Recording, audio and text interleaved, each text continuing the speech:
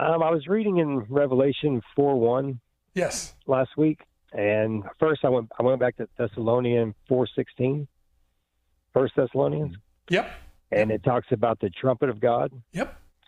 Well, in the book of Revelation 4:1, when John goes up and he says he heard a voice of an angel that sounded like a trumpet. Yep. Is there a chance that we come up here where others may hear a trumpet? I believe that is a direct tie together. I believe those two verses are related. I believe that the world will not hear the trumpet blast, but we will.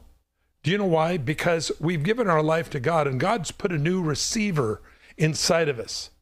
You know, there's television pictures flying through this room right now, through your room, but without a TV receiver, you can't see them.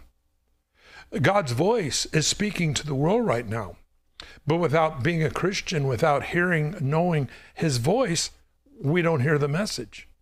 I believe that trumpet that is spoken of there is that trumpet that we find in Revelation 4:1. Your thoughts? Yeah, I do too.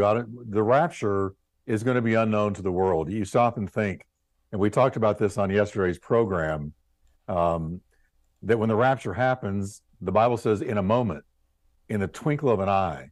In other words, Paul's reaching for the fastest thing he can think of, and that would be the twinkle in an eye. We have cameras. We could say a camera flash or a microsecond.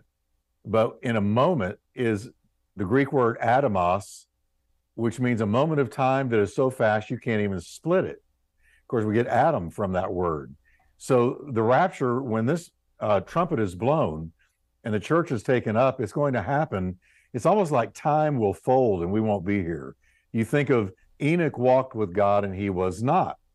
He didn't just float slowly up into the sky. Suddenly, 1 minute, 1 second he's there, the next second he's not.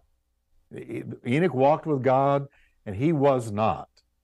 So it'll be the same with the church in a moment, in an atomos, in a moment's time, so fast you can't divide. So if you can't see it happening, you're not going to hear it happening either. It's going to be, Jesus said, my sheep hear my voice.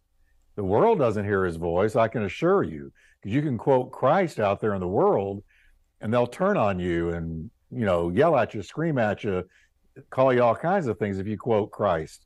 But when our church hears his voice, we know it. We know that voice. And I believe that's what it's referring to.